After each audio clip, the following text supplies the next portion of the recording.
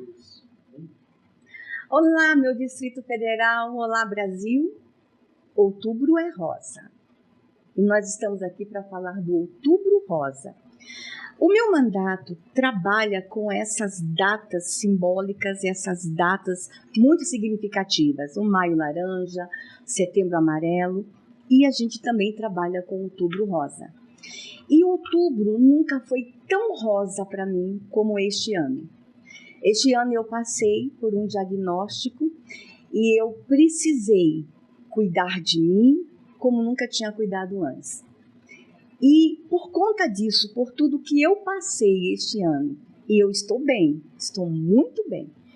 E estou bem porque eu tive o acompanhamento de excelentes médicos, mas eu preciso falar.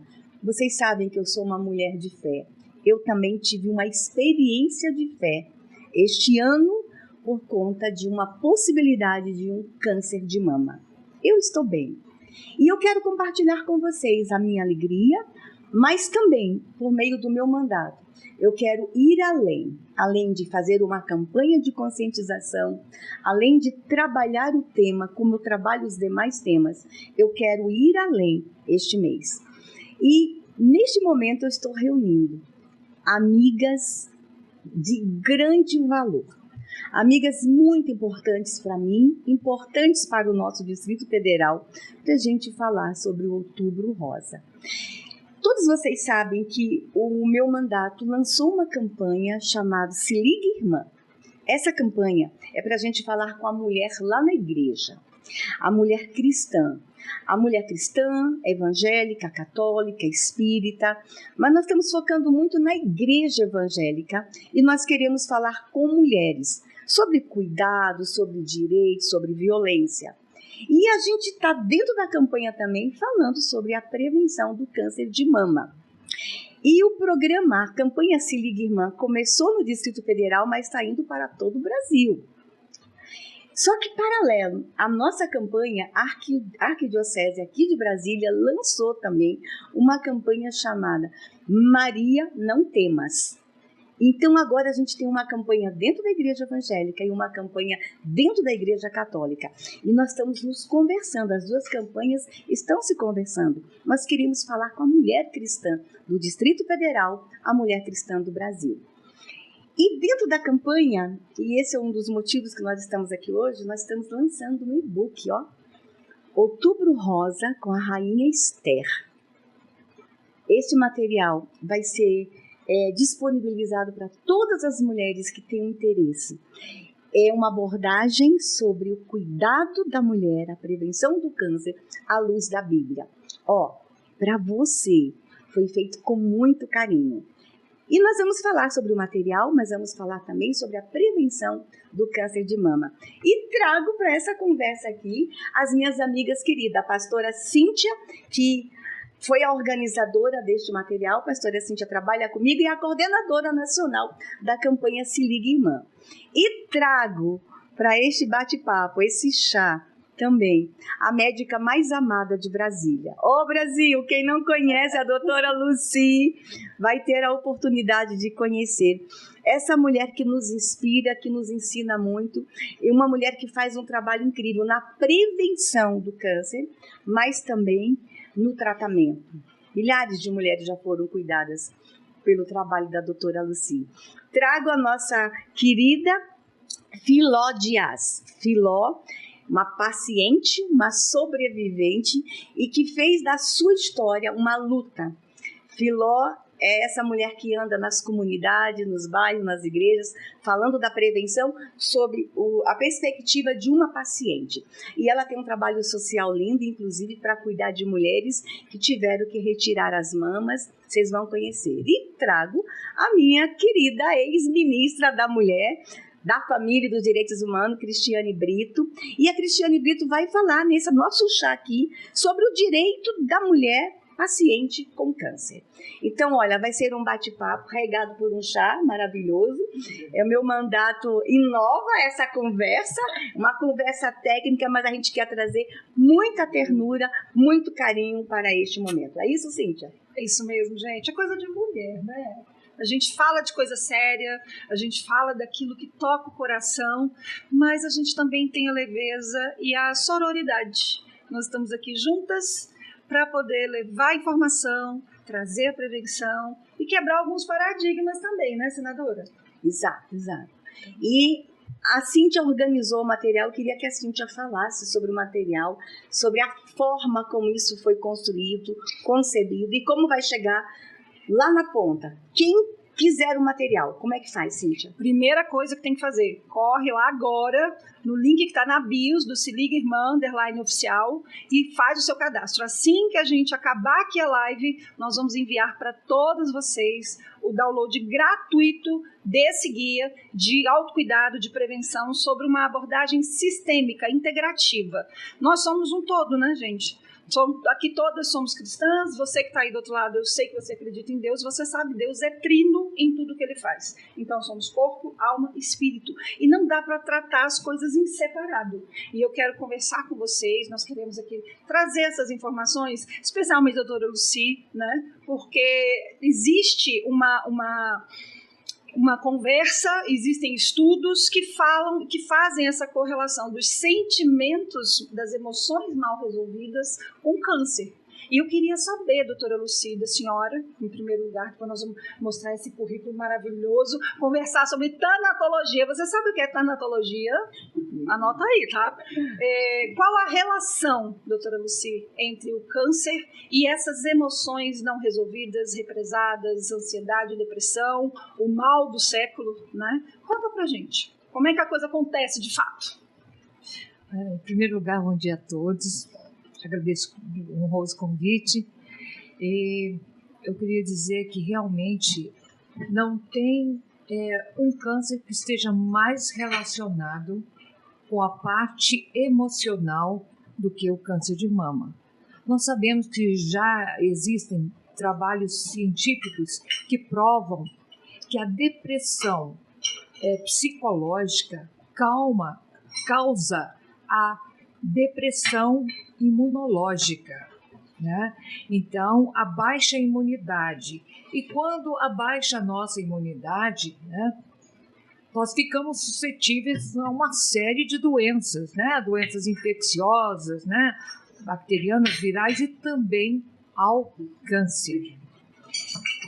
O câncer de mama está muito relacionado, né? Isso já está comprovado, com excesso de estresse, tá? A depressão, as más surpresas, os abalos emocionais, aquilo que causa profundo sofrimento, né, à paciente. Por exemplo, perdas inesperadas de entes queridos, né? Então, um divórcio doloroso, uma separação, uma separação mesmo de namoro, um relacionamento tóxico, violento, tudo isso pode ser causa. Eu trabalhei mais de 10 anos no serviço público e eu fiz questão de anotar em todos os prontuários de pacientes com câncer de mama que havia, sim, uma razão, um componente emocional muito forte no desenvolvimento daquela doença. Então, nós, além de tudo, né, temos que ser fortes, aprendermos a lidar com as más surpresas, nós temos que nos fortalecer emocionalmente, estar preparada para qualquer situação, sabe? Porque a mulher já é trabalhadora, ela é guerreira, né? Ela é batalhadora, mas além de tudo temos que ser fortes emocionalmente, sabe? Então, daí a importância, né, da gente buscar isso. E aí eu pergunto, como se fortalecer emocionalmente?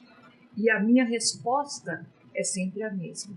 Através da fé, através da crença no Deus do impossível, na crença, né, do que, lembrando o que Jesus disse em João 14, versículo 12: se tiverdes fé e creres em mim, fará obras que eu faço e outras maiores fará.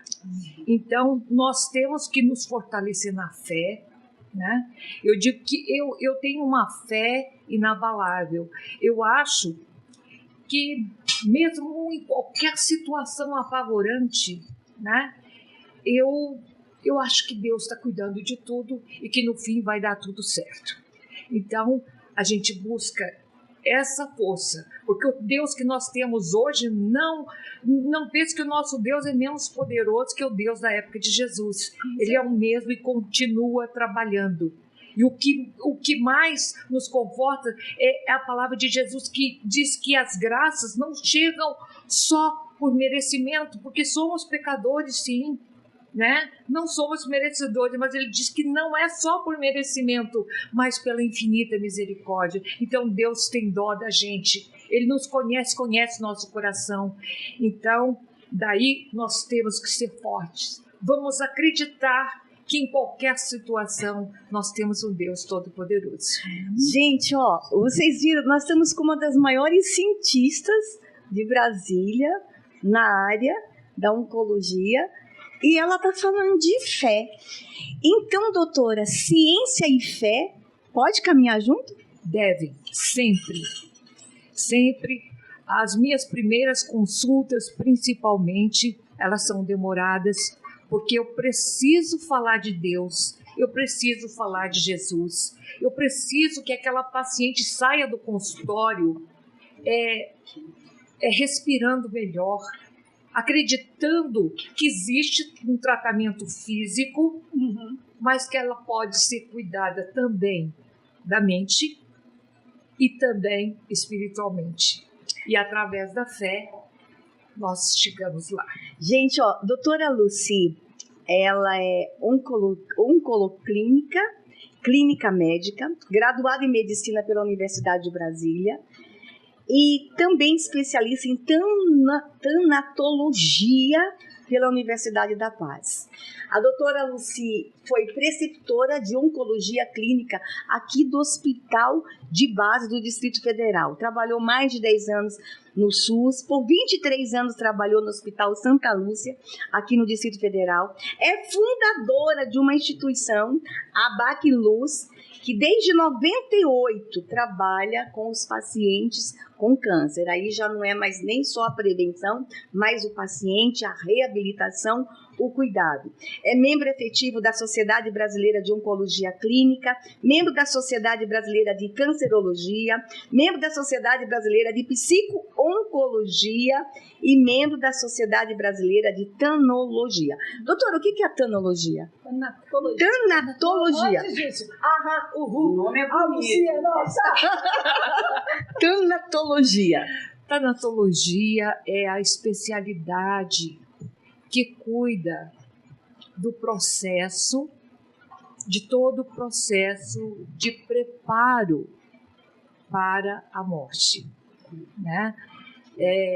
Do conforto, da tranquilidade, porque nós sabemos que é um caminho natural.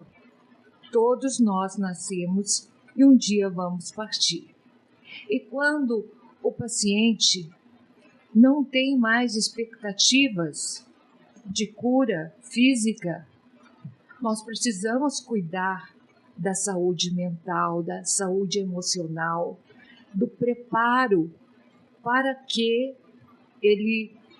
o paciente ou a paciente vá com tranquilidade, sabendo que a vida não termina aqui e que Deus estará de braços abertos, né? Que nós vamos encontrar, sim, a luz. Então, não é só dor e sofrimento, né? Então, quando nós estudamos tanatologia, estudamos tudo relacionado à morte. Em todas as culturas. Né, em todas as culturas, principalmente, e visando o conforto, a melhor qualidade de vida, né? É aquele preparo emocional, é que vai deixar tão tranquilo que vai também deixar tudo resolvido, né? Então, uma coisa que me impactou muito, a professora de tanatologia, a Gislaine Assunção, me disse assim, olha, vamos fazer aqui uma vivência, e o auditório estava cheio, ela disse, olha, vamos fechar um olho e vamos dizer que você receba uma notícia que tem 1 minuto de vida, o que você faria? Nossa. Aí eu falei, 1 minuto de vida? Eu não sei. Eu ligaria para os meus pais, para minha filha, e dizia, olha, eu os amo muito, sabe? Onde eu estiver, eu vou sempre estar orando por vocês. E pronto, acabou o minuto. Aí depois ela foi aumentando, 5 minutos.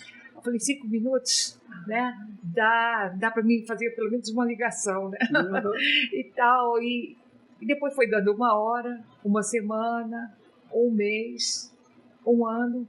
1 ano foi ótimo, porque eu pude viajar e finalizar num lugar lindo, num lugar maravilhoso, né? Interessante. Então, eu disse... E tinham colegas do mesmo curso que levantavam assim, olha, eu fiquei tão apavorado que eu não consegui fazer nada. Paralisou. Nada. Eu fiquei 1 ano paralisada. Eu não consegui fazer nada. Então, eu digo isso, né? A gente precisa aproveitar cada minuto que é dado por Deus, né? Com coisas boas, com coisas que valham a pena. Porque a gente, às vezes, gasta muito tempo com coisas inúteis, né? E Jesus pediu tanto que a gente fizesse o quê? Fizesse para o nosso irmão que é necessitado. E quando estamos fazendo para o nosso irmão necessitado, estamos fazendo para ele. O que a gente não faria por Jesus? Né? Doutora Lucy, com todo esse currículo, a gente sabe que a senhora lida com pacientes com todos os tipos de câncer. Sim. E pacientes, muitos deles em estado terminal, e esse cuidado que a senhora tem nesse momento terminal. Mas especificamente do câncer de mama. Quantas mulheres a senhora já cuidou em toda a sua vida, com o câncer de mama? E o câncer de mama, a mulher que está recebendo o diagnóstico agora, ela tem que ficar com muito medo? É um câncer que a gente pode dizer para ela, bora tratar, que tem esperança? Como é que está hoje a medicina com relação ao tratamento de câncer de mama? Olha, eu tenho 39 anos de carreira médica. Então, nesses 39 anos, eu tive incontáveis pacientes, né? Eu tenho um arquivo, porque eu já tive uma clínica, e só nesse arquivo eu tenho mais de 5.000 prontuários, e a maioria é de câncer de mama. A grande maioria. Agora, né, depois disso, trabalhei mais em 2 empresas que também já são outros arquivos. Então, eu não tenho um número correto, mas com certeza passaram de 4.000. Então, eu digo para aquela paciente que teve o diagnóstico de câncer de mama, não se apavore. O câncer teve um estigma muito forte de dor, sofrimento e morte. Hoje é diferente, sabe? É claro, quanto mais cedo tratado, melhores são as chances, menos sofrido é o tratamento. Se é bem pequenininho, faz uma cirurgia e pronto, menos de 1 centímetro. Agora, se é um pouquinho maior, vai ter que fazer rádio também. Se for um pouco maior, vai ter que fazer cirurgia, químio e rádio, e bloqueio hormonal, né? E assim por diante. Quanto mais avançado, mais complicado é o tratamento, mais longo é o tratamento, as medicações são mais fortes e mais sofrido é o tratamento. Então, o diagnóstico precoce é fundamental. Nós temos que perder o medo, porque as mulheres procuram estágio adiantado porque têm medo. E do medo vem a negação. Não, eu não eu não vou ter câncer, porque isso aqui não é nada, porque eu sou uma pessoa boa, nunca fiz mal a ninguém, eu rezo todo dia, eu vou à igreja toda semana. Então, as pessoas vão criando processos de negação, e isso vai adiando e vai fazendo com que o tumor vai crescendo. O tumor vai crescendo e ela não procura um médico, porque às vezes o tumor ele só começa a doer quando ele está bem avançado. Sim. Então, a dor, ela não é parâmetro. Pode doer no princípio, é uma bênção até, porque a dor leva o paciente. Ninguém fica em casa com dor, né? Vai procurar um médico, né? Então, a dor também é uma bênção. Leva o paciente ao médico, o médico vai dizer, olha, tem um processo aí que tem que ser investigado. Então, e tem aquela coisa de quem procura, acha. Não, quem procura, acha cedo. Se tiver um processo começando, não é o fato de eu não ir ao médico que vai impedir que um tumor que esteja ali cresça. Né? Então é melhor saber logo se é benigno, se é maligno, para tomar uma providência o mais rápido possível. Não tenham medo. Hoje a medicina está extremamente adiantada. Hoje nós temos medicações extremamente eficientes, que não existiam na época que eu me formei, em 1985. Então, agora nós estamos em outra era. Nós temos medicamentos hoje desenvolvidos com base na engenharia genética. Hoje nós estamos usando, inclusive atualmente aqui no Distrito Federal, em todo o Brasil, o que? Anticorpos monoclonais. São medicamentos que agem como míssil teleguiado. Entram na corrente sanguínea e só atinge a célula tumoral. Explode a célula. Então, nós estamos assim, porque o ano 3000 já chegou na oncologia, sabe? Então, eu digo, e cada vez mais estamos desenvolvendo, em breve faremos o diagnóstico precoce até pelo sangue. Pois e muito breve. Deixa eu te interromper aqui, porque eu até mandei para a senhora. Eu li uma matéria recentemente dizendo que o mapeamento genético já está disponível no SUS. A senhora está sabendo disso? Aqui no DF, inclusive, que faz aquele mapeamento genético e tal, descobre a propensão que a pessoa tem. Foi uma surpresa para mim. E como eu saí do SUS em 1996, né? Tem muitos anos, né? Tem algumas coisas que eu realmente não estou atualizada. Mas era uma grande luta. Sim. Espero realmente que tenha saído, porque é muito importante a prevenção. Mas falando em câncer de mama, nem sempre, a maioria dos casos de câncer de mama não é genético. Olha só, é 5 a 8%. Só isso. Só a maioria não tem nada a ver com a família. Né? São outros fatores alimentares. As pressões emocionais, como a senhora falou. Muita gordura. Nossa, a dieta brasileira tem muita gordura, né? Sim. Que ninguém olhe para essa mesa, tudo inflama. Então, assim, excesso de gordura animal. Sim. Também álcool. Comida processada. Comida processada. Mas a comida processada é mais para o tubo digestivo, né?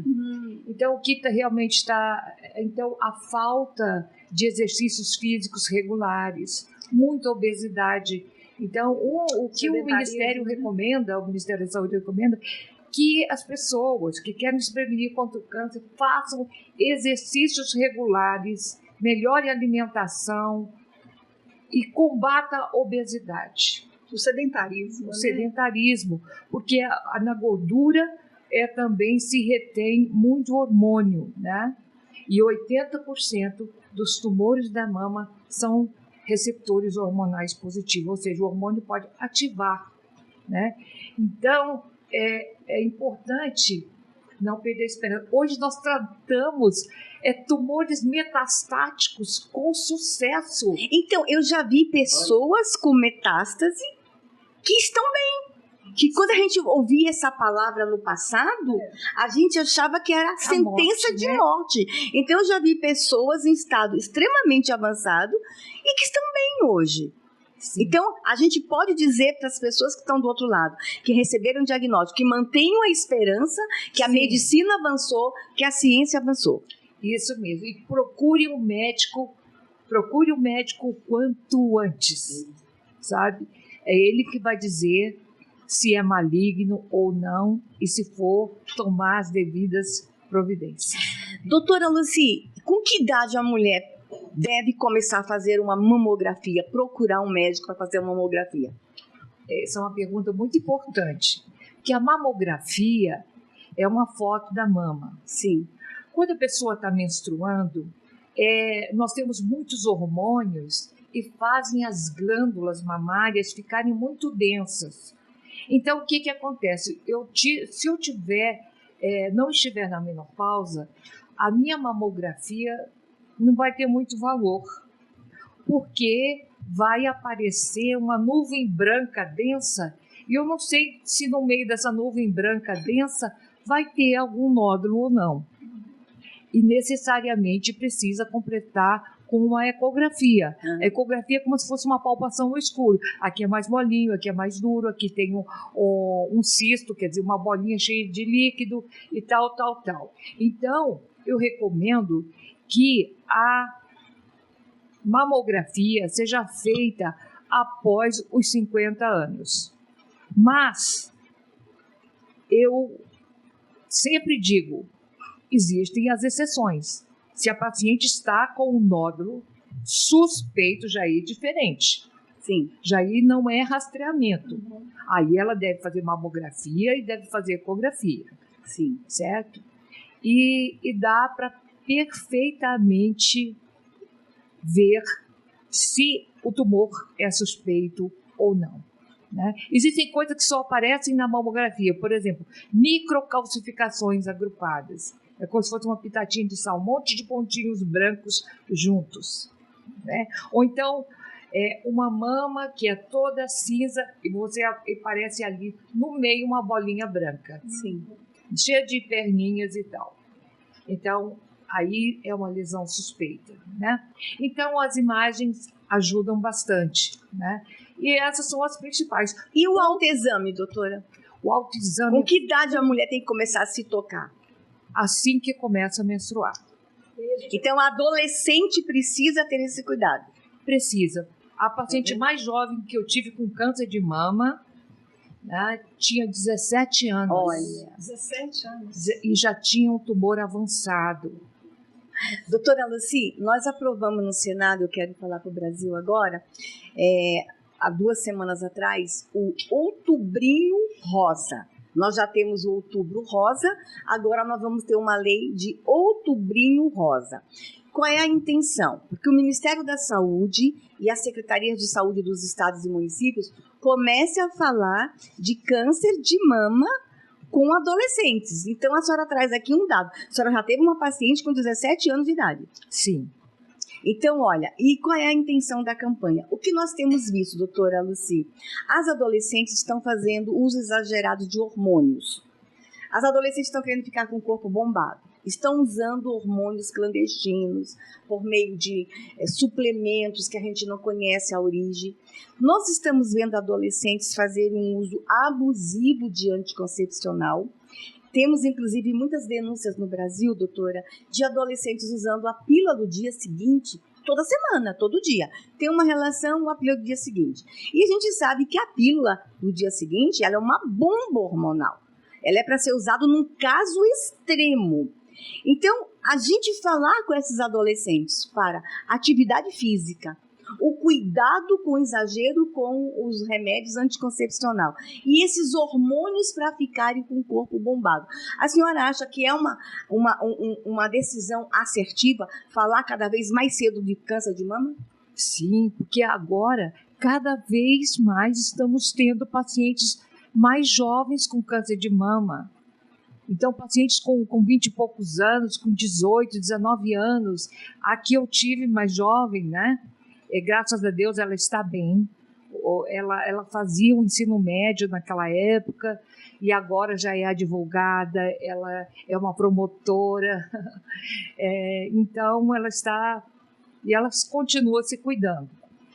Eu acho que nós devemos sim propagar, porque quanto mais cedo, quanto maior conscientização, né, eu acho que melhor, porque ela também não vai criar aquele vício de achar que quem procura acha melhor não procurar. Sim. Sabe, isso é um vício antigo, é um mito antigo. Sim. E a gente precisa derrubar isso. Tá. Então, a adolescente já pode começar a fazer o autoexame. Sim, uma vez por mês, uma semana após a menstruação.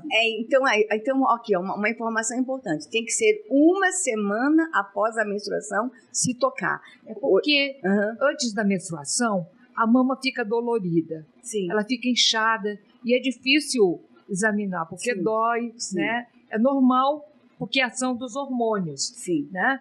Então, uma semana após a menstruação, já desinchou, já está menos dolorida, é mais fácil de examinar.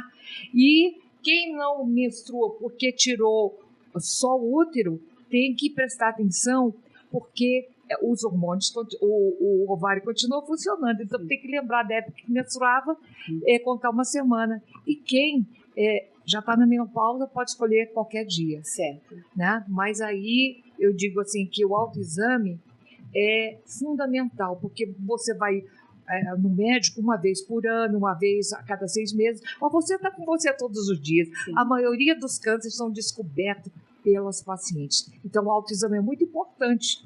Tem 3 passos fundamentais. Eu posso Pode falar, claro. 3 passos. Inclusive está no guia. Eu queria que a senhora sim. falasse exatamente sobre isso. Tá? Ah, tá. E a relação, aproveita que a senhora está com a palavra, a senhora é especialista nisso, a relação do amor próprio e da autorresponsabilidade. Porque quem se ama, se cuida. Se cuida. Né? E como templo do Espírito Santo que nós somos, nosso corpo é o templo do Espírito Santo, Sem as dúvida. pessoas terem exatamente essa consciência de que é responsabilidade dela cuidar da saúde, cuidar do corpo, para ela cumprir a missão e o propósito. Isso, porque Deus não trouxe aqui simplesmente por trazer, nós temos uma missão na senda do bem e da caridade. Nós temos uma missão a cumprir na senda do bem. Então, nós temos que cuidar realmente desse corpo. Então, o autoexame é fundamental. Gente, o câncer de mama é o câncer que mais dá nas mulheres. É o câncer que também mais mata as mulheres no Brasil. Nós temos que ir atrás. Só em Brasília são mais de 1.000 casos por ano. Então, 1.030 casos, como está agora, né? Então, e isso está aumentando, né? Está aumentando. Com todas as campanhas de conscientização, ainda está aumentando. E não muda o diagnóstico que chega no SUS, sempre estranhamento 3 ou 4, ou seja, está adiantado. Então, parece que a questão emocional do medo, sabe, daquela do medo, da negação, continua. Por isso que eu acho que nós temos que fazer uma campanha contra o medo. O medo é imunossupressor? O medo, ele faz a imunidade cair? Sim, porque o medo também está ligado à depressão. Então, o medo faz com que a pessoa fique negando e demore a procurar o médico. Mas ninguém fica com dor em casa. Quando começa a doer, procura o médico, já está avançado. Então, vou falar do autoexame, mas bem rápido. 3 palavras nós vamos gravar. 3 palavras, olha, nunca vamos esquecer e vamos propagar esse ensinamento para as nossas amigas, para os nossos parentes, porque esses 3 passos vão salvar muitas vidas. Primeiro, olha, vamos falar, espelho, chuveiro, cama. Espelho, chuveiro, cama. Espelho, eu vou olhar no espelho, vou lembrar que esse corpo é um templo de Deus e que eu preciso me cuidar, porque eu tenho uma missão a cumprir. Então eu vou chegar em frente ao espelho, sem roupa, né? Eu vou olhar meu seio, como é que está? Então eu vou olhar a cor da pele, a consistência da pele, está tudo igual. Vamos ver se Quando a pele está infiltrada, fica parecendo pele de laranja cascuda, cheia de buraquinho. Sabe aquela laranja sem suco? Sim. Que ela tem a casca mais grossa, cheia de furinhos? Então fica parecido assim. Então, e o câncer ele nem sempre cresce, às vezes ele vai diminuindo, vai ficando uma placa dura. Então tem uma coisa que a gente chama de mastectomia pelo tumor. Então ele pode crescer e pode reduzir também. Então vamos olhar a pele, a cor da pele, tá? Vamos olhar também o mamilo, porque na região central, tá? Na região central, os tumores da região central afundam o mamilo. É como se ele estivesse sendo sugado para dentro, tá? Então, vamos olhar isso aí. Vamos olhar também a axila, porque é o primeiro lugar para onde se espalha o câncer de mama. Então, vamos olhar também a axila. Aí, vamos também ver se tem algum local mais abolado, mais altinho ou mais afundado, né? Uma depressão, que também pode ser um sinal. Outra coisa também, por último, eu vou ver se existe uma secreção e que cor é essa secreção. Às vezes não tem nada disso, mas tem uma secreção. Então eu vou começar da base, não adianta só apertar o bico. Tem que começar aqui da base e vai apertando sem cortar até a ponta e aperta. E se tiver secreção, vai aparecer. Essa tá? secreção tem algum cheiro, tem uma consistência? Olha, pode não ter cheiro, mas a cor é importante, né? Olha, as cores mais comuns são transparente, branco, amarelo, e tem uma cor muito comum que assusta muito, mas não é nada, que é uma secreção quase preta. Assim, é verde escuro. Eu digo que parece suco de couve vencido. e essa cor assusta muito, a pessoa fica apavorada, mas geralmente não é nada maligno, tá? É uma hiperplasia ductal, aquela secreção que ficou ali muito tempo enquanto aquela cor. Mas as cores, duas cores são mais ligadas ao câncer. O marrom achocolatado e também vinhoso, assim, cor de sangue, parece que está misturado com sangue, avermelhado, vinhoso, né? Então, essa secreção é a secreção suspeita. Segundo passo, espelho, chuveiro, cama. Chuveiro é onde a pessoa mais encontra, olha só. Então, nesse mesmo dia, uma semana após a menstruação, tal. Então, o que eu vou fazer? Vamos passar sabonete abundantemente nas mãos e vamos fazer o exame aqui, ó. Tem que fazer uma certa compressão, tá? O exame circular da mama com uma certa compressão, porque muito leve eu não vou descobrir nada. Tá acariciando só. Eu tenho que fazer uma certa compressão aqui e também na axila. É uma busca mesmo, né? É uma busca aqui também na axila, porque às vezes, quando é muito profundo, ele pode aparecer primeiro na axila, tá? Então aqui também, olha, do outro lado e aqui, quantas vezes for necessário, se a pessoa ficar com alguma dúvida, será que apareceu alguma coisa? E se ela tiver dúvida, tem que procurar o médico. Mas mamas muito grandes, muito penduradas, é difícil examinar de pé.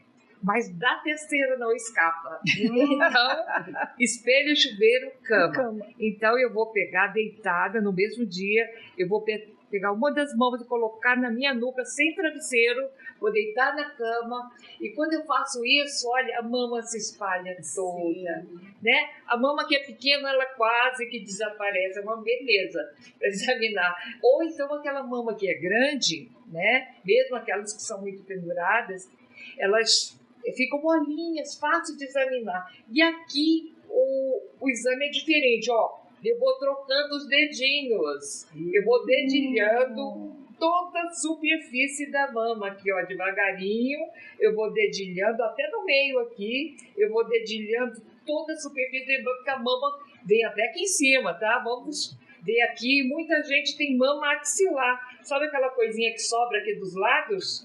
É mama axilar, né? E aqui também, né? Dos dois lados, eu vou procurar também nas axilas.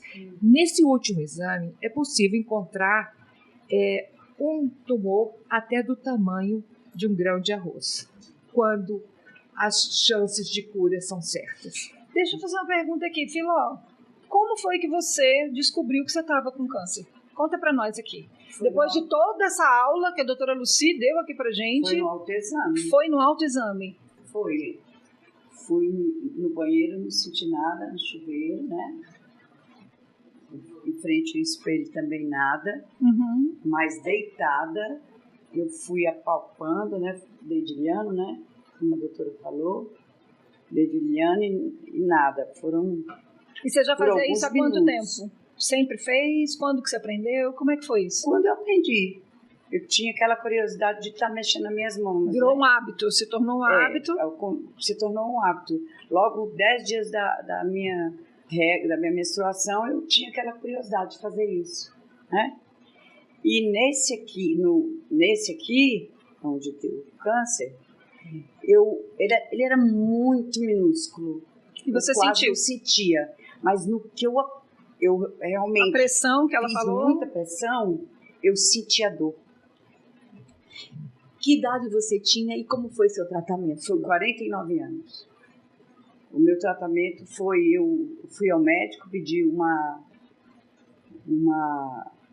ultrassom, né? Foi uma ultrassom? Parece, foi uma ressonância, não me recordo. Acredito que foi uma ressonância. Quando eu voltei nele, aí ele perguntou por que eu queria fazer aquilo. Eu falei, doutor, porque eu estou sentindo algo diferente em mim. E ele pediu, e a clínica me chamou para repetir o exame, porque as imagens não estavam bem visualizadas, e aí já o ponto de interrogação na minha cuca já veio. Isso deu algo. E fui, fiz, e eles me entregaram no mesmo dia. Eu não abri, não sou doutor Google, né? Levei para ele nem poderia me atender porque ele já estava saindo, mas aí pedi para ele com todo amor, com todo carinho, olhou e disse, Filó, eu vou te passar agora para o mastologista. Eu não posso. Eu falei, doutor, eu estou com câncer. Né? Tinha exatamente 3 dias que minha mãe tinha sido enterrada, Jesus tinha recolhido a minha mãe. E ele disse, Filó, eu não posso te falar com todas as letras, mas esse indício aqui me diz que você está com câncer. E aí fui para o mastologista, quando eu cheguei lá, ela falou, vamos logo para fazer uma biópsia. Foi quando eu fui, né?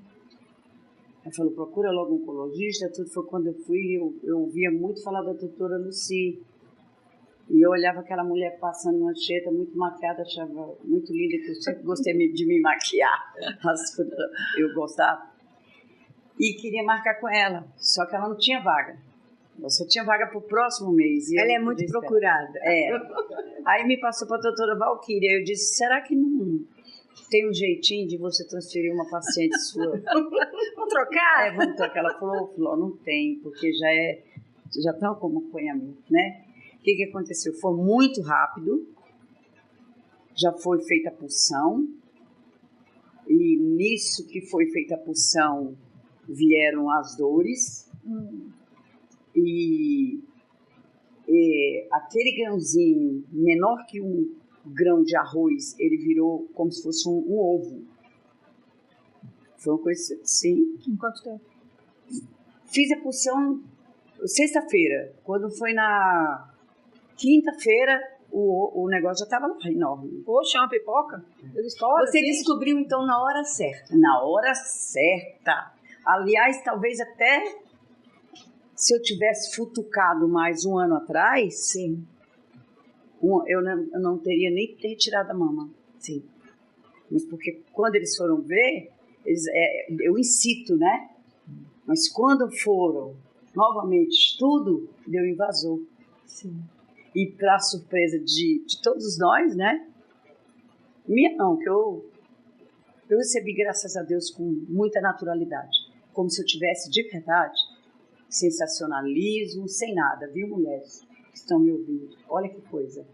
A paz sobreveio muito forte na minha vida. No caos, a paz te alcançou. A paz me alcançou. Então, eu só disse para o doutor, doutor, o que a gente vai fazer agora?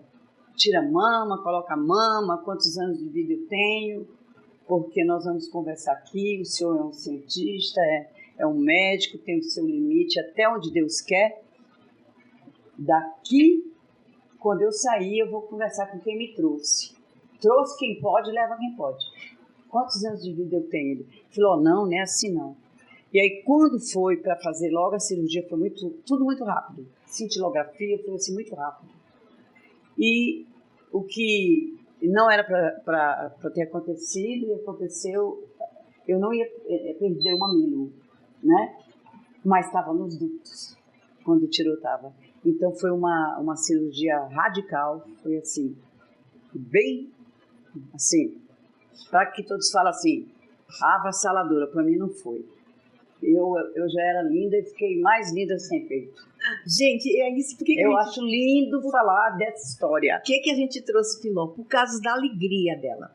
Eu conheci Filó na rua, falando com alegria para pacientes que passaram pelo tratamento. E a Filó traz muito isso, né? A vida não acabou. Nós estamos falando da prevenção, mas nós estamos falando agora de uma pessoa que passou pela cirurgia, tirou uma mama, você tirou as duas? Eu tirei uma. Uma mama. Se hoje eu tiraria as duas. Então veja só, e leva a vida com muita leveza, muita alegria e motivando mulheres. Inclusive, eu queria que a câmera mostrasse, a Filó está ali com uma roupa linda. Vocês observem que ela tem uma rendinha por baixo e esse é o trabalho de Filó. A Filó faz um trabalho social com sutiãs e enchimento. Porque tem mulheres que não conseguiram ainda a reparação da mama. E se sentem, assim, muito tristes. Mas a Filó tem um trabalho em que esse sutiã, inclusive, é inédito. Quando eu era ministra, ela foi levar para nós. Lembra, Cristiane? A gente quer distribuir isso no Brasil inteiro, para as mulheres que estão na fila ainda aguardando a restauração, né? A cirurgia e reparação. Elas podem usar esse sutiã e ficam lindas. E observe que ela tem de várias cores, coloca debaixo de qualquer roupa, inclusive mulheres com decotes usando, né? É um trabalho social que ela faz. E aqui eu quero chamar a atenção das igrejas.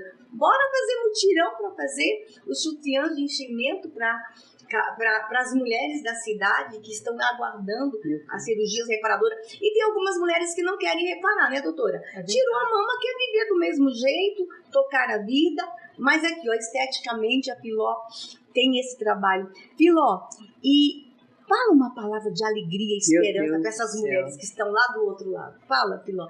Essa é a Filó, gente, que alegra Brasília. Antes de eu falar, eu quero, né, a honra tem que ser dada. A palavra de Deus nos diz que toda honra e toda glória é de Deus. Nós não estamos num culto, mas nós somos a igreja. Então, onde nós formos, nós somos igrejas, não é? Eu conheci esse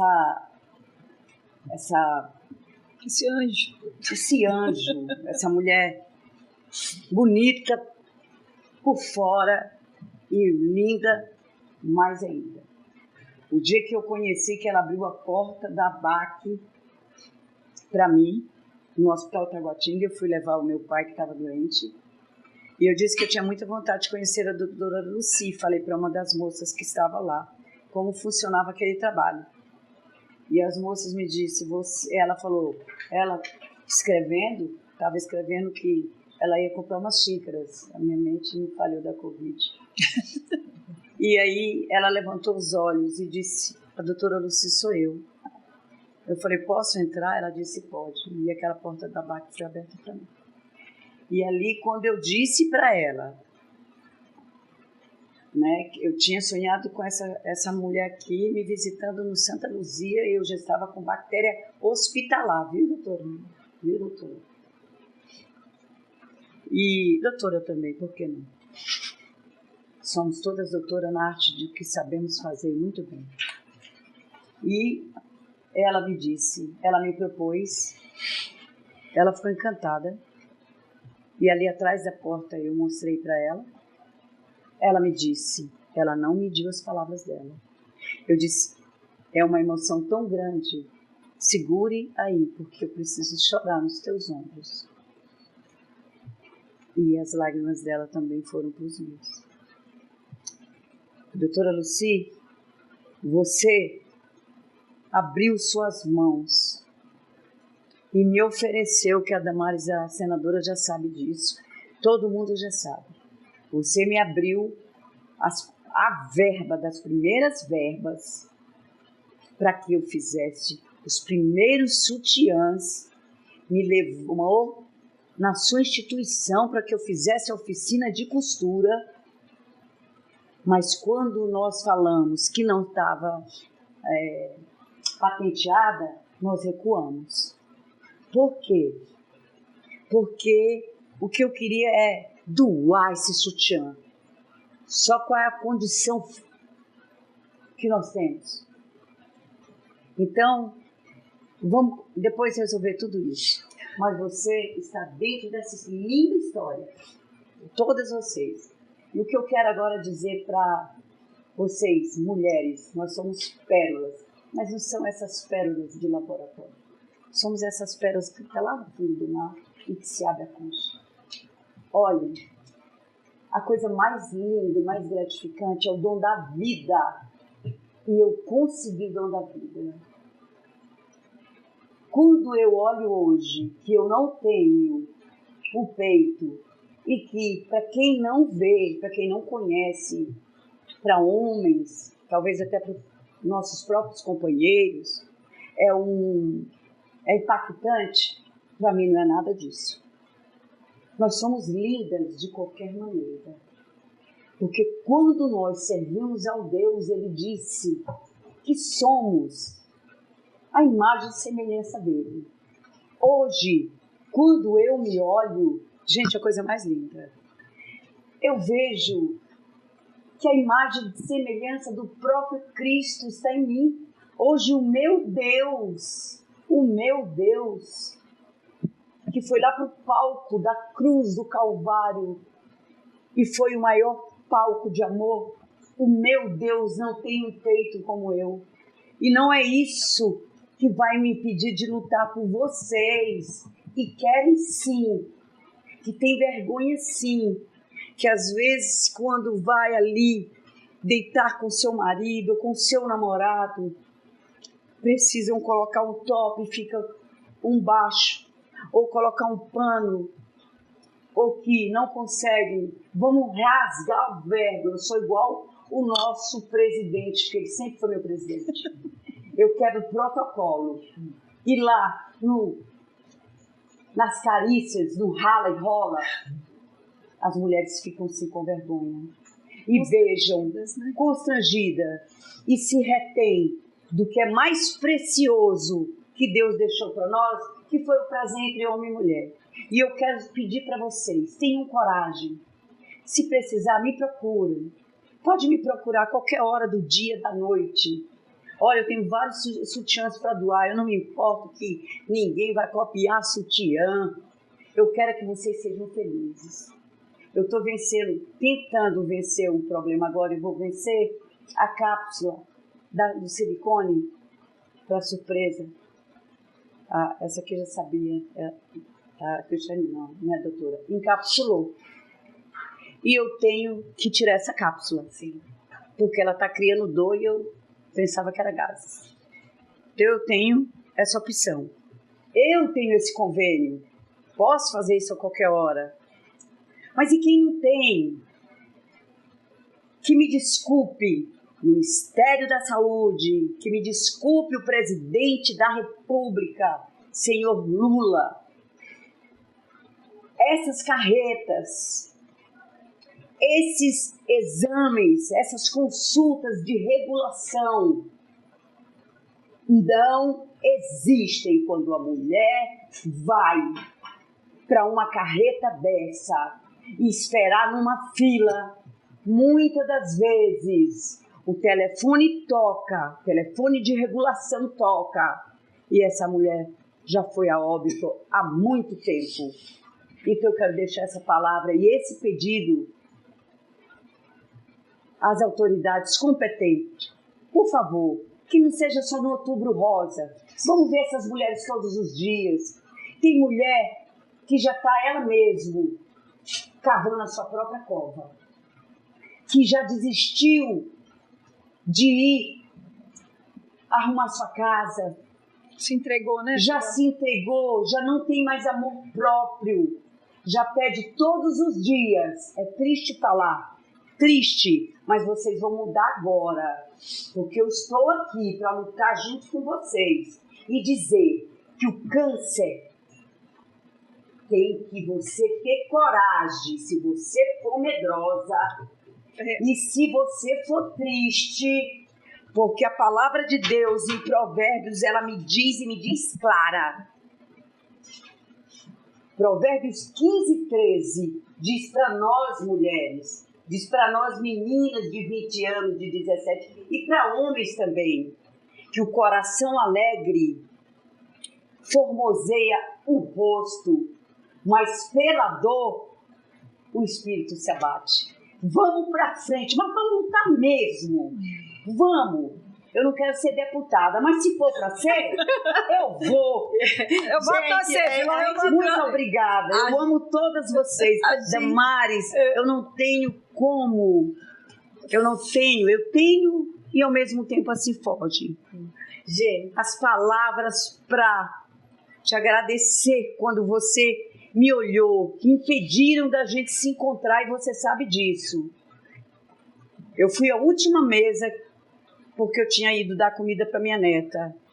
E você, naquele dia, você partiu para o hospital porque você estava muito doente com pneumonia. Sim. Mas quando alguém gritou, você disse, gente, eu já fui em todas as mesas, eu tenho esse vídeo, tá? Gente, eu já fui em todas as mesas, então eu tenho que ir porque daqui eu vou direto para o hospital. Alguém disse, ministra, falta uma mesa. Você falou, falta mesmo aquela ali, vou lá agora. E lá eu encontrei Filó. Gente, e eu quero que o Brasil inteiro... É muito lindo. E o Brasil inteiro conheça uma mulher que leva o desafio da alegria para a paciente que passou pela cirurgia, que passou pelo procedimento da dor e do sofrimento, mas que quer incentivá-las a ter alegria e coragem.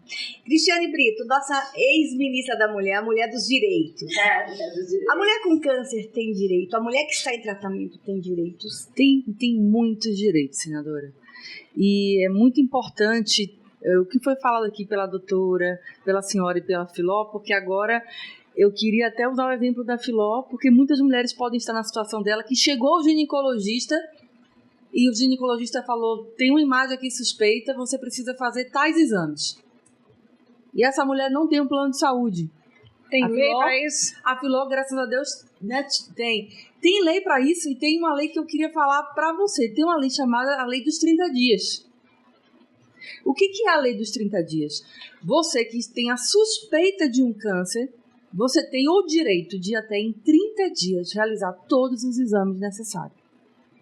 E quando isso não acontece, doutora? Eu vou chegar lá. Mas eu queria já falar da lei. Eu pergunta ontem no perfil falando que a mãe dela tá com câncer e ela não consegue. Como é que ela reverte isso? Quando ela já tem um diagnóstico de câncer, existe a lei dos 60 dias, que garante ainda... 30 dias e tem dos 60.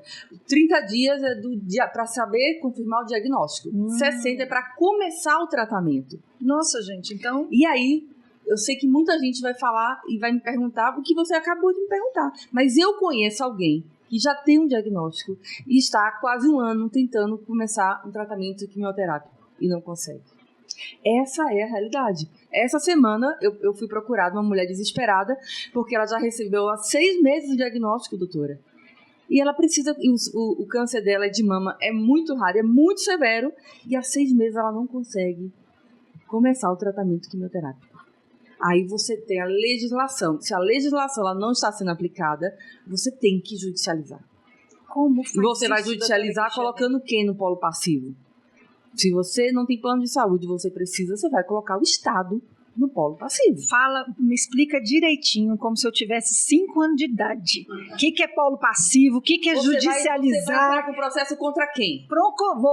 Se eu tenho um plano de saúde e quando eu preciso do meu plano de saúde ele não está me atendendo, você vai entrar com a ação contra o plano de saúde. Certo. Se você não tem plano de saúde e você precisa fazer o exame ou o tratamento, você vai entrar contra o Estado, contra o governo, um exemplo aqui, o governo do Distrito Federal, o governo do seu Estado. Você tem que judicializar porque existe um processo judicial que vai lhe dar o direito de você obter uma liminar. E com essa liminar, você vai conseguir fazer o seu tratamento ou sua cirurgia de acordo com um laudo médico, o que o laudo médico recomenda que você faça. E ainda tem mais. Existem casos, eu não sei se existe no câncer de mama, mas eu já peguei um caso em que o câncer era tão raro e o paciente era meu próprio pai, que já faleceu. É um câncer na base da língua, tão raro e tão severo, que só existia um tratamento quimioterápico e era fora do Brasil. Só esse tratamento poderia salvar a vida do meu pai. E o plano de saúde não cobria esse tratamento. E só um hospital em São Paulo cobria. Não existe nenhum outro hospital, em nenhum lugar. Só aquele em São Paulo que tinha um convênio com o hospital de um estado dos Estados Unidos, não me recordo aqui, um hospital judaico, inclusive. E eu precisava daquele tratamento, senão meu pai tinha 6 meses de vida. Eu judicializei. E mostrei com laudo médico, só esse tratamento salva a vida do meu pai. Ganhamos a liminar e o plano de saúde foi obrigado a custear as despesas hospitalares desse hospital muito bom, as passagens aéreas da minha mãe e do meu pai, a hospedagem. Ele teve que garantir que o tratamento que iria salvar a vida do meu pai fosse garantido. A justiça garantiu isso. Gente, nós estamos falando de direitos. Ela está falando de 2 leis que muita gente não conhece. Esses direitos vão estar aqui nesse manual. Acesse o manual. Mas dizer uma coisa, e a pessoa que não tem um advogado para judicializar, Eu ia para perguntar defensoria pública? aí ela vai dizer, mas eu quero dizer o seguinte, ela vai dar um caminho. Mas as igrejas não podiam ter um mutirão de advogados à disposição das mulheres que estão com câncer. Então aqui, o Se Liga Irmã está querendo que advogados se cadastrem no nosso site para que você fique à disposição daquela irmã lá do interior que não tem uma defensoria pública, um advogado, para a gente exigir que os direitos dela sejam cumpridos. Então, igrejas, tem tantos jovens formados em direito na sua igreja, nos ajudem. Venham para o Se Liga Irmã, nós vamos ter um cadastro específico para advogados, advogados se inscreverem para ajudar as nossas irmãs a terem o direito à lei do 30 dias e do 60 dias. Fala da onde ela pode buscar ajuda agora. Rapidinho, anota aí, seligairmã.com.br, entra lá, faz o cadastro, já tem uma pesquisazinha. Faça o favor, participe, não só advogados, psicólogos, terapeutas, todos os profissionais que podem ajudar nessa causa são muito bem-vindos. Então, você tem 2 caminhos. Você tem o caminho da Defensoria Pública, tá? Que é um direito de todo cidadão brasileiro. Na Defensoria Pública existe um núcleo especializado em assistência à saúde, a defesa da saúde do cidadão. Aqui no Distrito Federal ela é muito atuante, todo mundo conhece qual a importância da Defensoria Pública aqui no período da Covid, que conseguiu leitos de UTI para tantas pessoas. A Defensoria Pública salva de verdade vidas. Todo estado tem. Ou você tem uma universidade que tem um curso de direito aí perto de você, que tem um núcleo de assistência jurídica, que você vai ter um advogado também, uma assistência gratuita jurídica. É esse o caminho. Você tem uma instituição que tem uma assistência jurídica, né, que pode lhe ajudar naquele momento. Você tem que procurar um profissional, mas gratuitamente nós temos defensoria e os núcleos de assistências das universidades. Uma sugestão, senadora, também eu já deixo aqui, por que não, por exemplo, o Se Liga Irmã, com um pool de advogados, até colocar, eu me coloco à disposição para isso, senadora, até modelos de petições já prontas, porque às vezes você tem um advogado da sua confiança. Doutora Cristiana, eu vou cobrar isso. Mas ele não é especialista, né? Ele é penalista. E aí, poxa, mas é uma petição simples, básica, mas para o cara nem perder tempo, porque o assunto é tão urgente, ela precisa começar o tratamento, e a gente consegue formar aí um grupo de advogados para disponibilizar peças, senadora, para facilitar e agilizar o tratamento dessa mulher. Mas não deixem de exercer o seu direito. E eu queria aproveitar para dizer também que, às vezes, e eu conheci casos de uma mulher que ela tem um processo judicial, por exemplo, de herança, que tramita há anos, e ela precisa agilizar aquele processo para o tratamento dela de câncer. Você sabia que a lei garante a prioridade processual para você? Vocês estão ouvindo isso? Que Estão ouvindo importante. isso? Lei Da prioridade processual. 12.008. Sim. De 29 de julho. Memória. 008. Similarmente àquela prioridade do idoso. O paciente oncológico tem direito a essa prioridade processual. E eu estou dando um exemplo de um processo de herança, mas existe caso de execução que tramita há anos, às vezes a paciente é credora, né, de alguém, e ela precisa muito daquele processo. E, gente, em determinados estados isso faz toda a diferença, porque ela sai lá da fila e o processo dela é obrigada a ficar aqui em cima, na mesa do juiz. E se ele não priorizar, o que você vai fazer? Você vai levar o caso ao CNJ. CNJ? Conselho Nacional de Justiça, que fiscaliza a atuação de todos os juízes do Brasil. Mas você precisa atravessar uma petição falando: eu tenho um diagnóstico de câncer, está aqui, eu preciso da prioridade do meu processo. Só isso. E já é obrigatória essa prioridade. Doutora Cristiana, podemos fazer este compromisso? A senhora vai disponibilizar esses modelos de petição para a gente colocar lá? Eu conheço muitos advogados e a gente vai fazer. Nós estamos indo para o encerramento. Doutora Lucy, tem mais uma coisa sobre direito? Sim. Eu vou falar bem rápido, né? É que, assim, com tanto tempo, né, que eu tenho esse contato com os pacientes, eu costumo também fazer orientação, não posso fazer assistência, mas posso fazer orientação jurídica. Eu conheci uma paciente que é advogada, que ela é de Recife, né, doutora Antonieta Barbosa. E a doutora Antonieta Barbosa escreveu um livro, Câncer, Direito e Cidadania. Uau. Olha, ela procurou os direitos para ela e ela achou que seria muito egoísmo da parte dela só ter o conhecimento para ela e escrever o livro. Ela sempre está atualizando, tanto é que não tem o livro físico, a gente encomenda, ela manda imprimir e manda com 15 dias. Qualquer grande livraria pode fazer encomenda desse livro. Então, Antonieta Barbosa, Câncer, Direito e Cidadania. Inclusive, ela tem... direito, comprem esse livro. Inclusive, né, é uma fonte de pesquisa também para advogados que atuam em outra área, porque lá, inclusive, tem alguns modelos de petição olha também. que legal. Então, eu Fantástico. achei, assim, maravilhoso. Fantástico. Gente, sabia que a mulher que tira a mama tem o direito da prótese? Também é um dos direitos e as pessoas não sabem. Tem direito, a ministra Cristiane colaborou com o nosso material, é o direito ao transporte público gratuito, o direito de PVA, isenção de PVA, adaptação do veículo para a mulher que tirou as mamas. Um outro direito que poucas pessoas sabem: se o imóvel é financiado, ela pode quitar o imóvel se ela tiver o diagnóstico.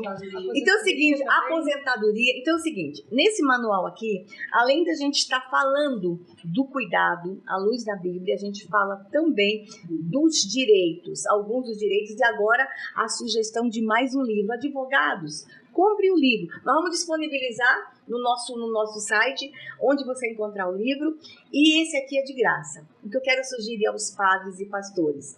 E aí, doutora, como é linda a campanha da Igreja Católica, não temas, Maria. Foi o que você falou, não tenha medo, né? O que eu quero dizer, coloque no telão da sua igreja o QR Code desse material para as pessoas no celular copiar e baixar no seu celular esse material. Pastores, padres, imprimam. Tá de graça, tá lindo o material, com base científica, com base jurídica. Imprima o material, distribuam no Congresso de Mulheres, distribuam na igreja. Nós estamos chegando ao final desse nosso bate-papo. Doutora Lucy, a senhora, gente, ela mudou todo o plantão. Vocês não têm ideia o que ela fez para vir bater esse papo com a gente. Eu quero lhe agradecer, mas quero lhe fazer um anúncio. Não é só um discurso, a senhora sabe do meu trabalho na área da saúde. Eu estou indicando para a prevenção ao câncer no Distrito Federal, essa semana, uma emenda para ser executada o ano que vem, 20 milhões de reais. e a senhora vai estar na condução de todo esse recurso. Nós estamos trabalhando um projeto gigante, eu e ela, que eu não posso falar, mas a gente está querendo trazer um grande hospital para Brasília do câncer, não podemos falar ainda porque está tudo em fase inicial. Atenção, DF, isso aqui é para valer. Mas enquanto esse grande projeto se concretiza, 20 milhões de reais para a prevenção e tratamento do câncer de mama no Distrito Federal. É dessa forma que eu posso dar a minha contribuição.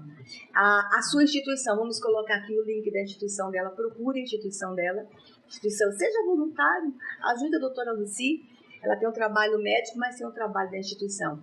Eu vou deixar aqui também o contato da Filó. Gente, leve Filó na sua igreja para falar. E os contatos da nossa eterna ministra dos Direitos Humanos, ministra da Mulher, doutora Cristiane, e da pastora Cíntia. Deixa eu dizer uma coisa, todas elas vão na sua igreja sem cobrar nada, tá? Todas elas querem aí. Faça congresso de mulheres, leva gente para falar, leva a senadora mais bonita do Brasil, e que este ano viveu um diagnóstico. E eu superei, estou bem.